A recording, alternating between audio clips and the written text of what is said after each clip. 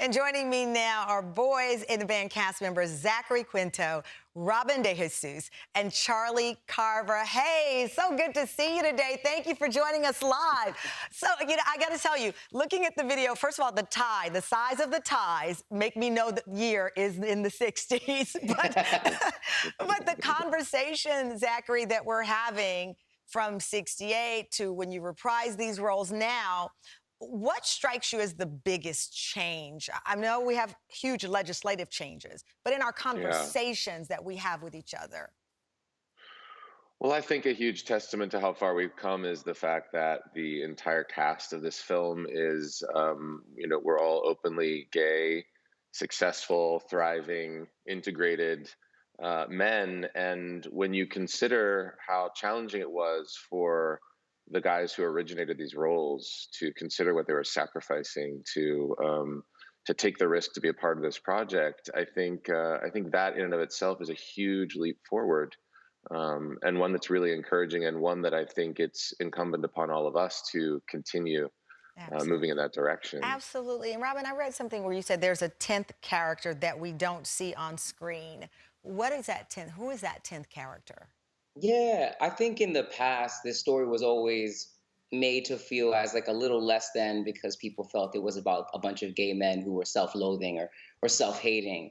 And I think that perspective it came from not clocking that 10th person, which was society. And the society that oppressed these gay men and made them feel like they were less than and shamed them ultimately. And so oftentimes what you see in the movie is not self-hatred so much as just young gay men trying to survive and sustain in a world that is not for them. Yeah.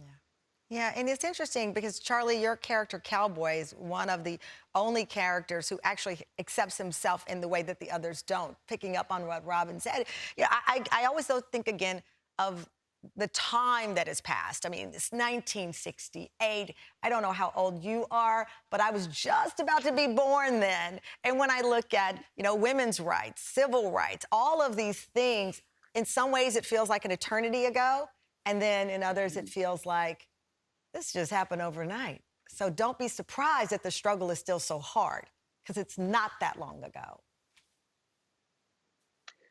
Yeah, there's a big difference between these legislative changes that we've seen, even in my lifetime. I mean, I've seen the repeal of Don't Ask, Don't Tell, marriage equality passed federally, and that represents judicial changes. But then there's also changes in terms of lived acceptance, and I think that's true for any kind of minority community. Of yeah, we may have equality according to the state, but when will we be seen as equals and afforded the same respect and dignity and affirmation by our communities and our country at large?